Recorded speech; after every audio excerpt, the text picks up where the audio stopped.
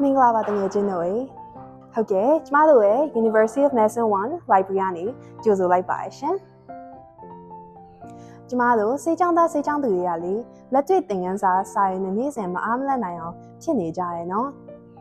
အရင်တော့ကလိုမျိုးစေးစာကိုအထူကြီးတွေကင်ပြီးတော့စာတွေလုပ်ရတာပြင်းစရာကောင်းတဲ့ကျမတို့ရဲ့ဓလေ့သင်ယူမှုပုံစံကိုပိုပြီးလွယ်ကူမြန်ဆန်အောင်ပြောင်းလဲပြင်မယ်ဆိုရင်ရော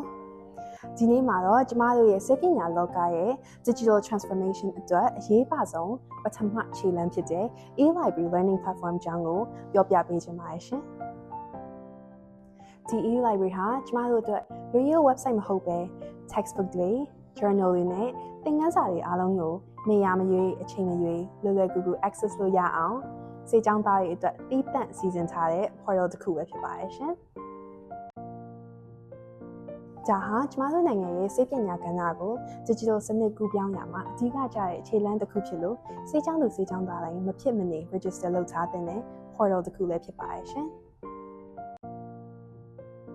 ကဲဒါဆိုရင်ဒီ platform မှာဘယ်လို register လုပ်မလဲဘယ်လိုစသုံးရမလဲဆိုတာသိချင်နေကြပြီထင်ပါတယ်။စိတ်မပူပါနဲ့။အစစ်စစ်ဘယ်လိုလုပ်ရမလဲဆိုတာကိုတည်တည်ချာချာရှင်းပြထားတဲ့15မိနစ်စာလမ်းညွှန်ဗီဒီယိုလေးရှိပါတယ်ရှင်။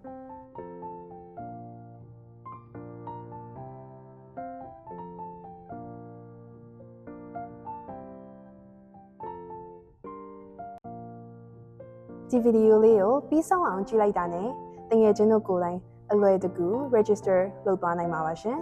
အတူတူလိုက်ကြည့်လိုက်ရအောင်နော်ကဲတကယ်ကိုလွယ်ကူပြီးတော့ရုပ်ရှင်ပါရယ်နော်ကျမကိုယ်တိုင်လည်း register လုပ်ပြီးပြီမို့လို့အရန်သုံးဝင်နေဆိုတာကိုအာမခံပါရဲ့ဒီလိုမျိုးစာအုပ်တွေအများကြီးလည်းတည်စရာမလိုတော့ပဲနဲ့ update ဖြစ်တဲ့ medical knowledge တွေကိုလက်တကမ်းမှာဒီ portal လေးနဲ့တူရှိနေပါပြီရှင်ဒါဟာကျမတို့လိုမျိုးဆက်တဲ့စေပညာရှင်တွေအတွက် digital ခေတ်ကူးပြောင်းမှုအကောင်းဆုံးခွင့်ရပါပဲရှင်။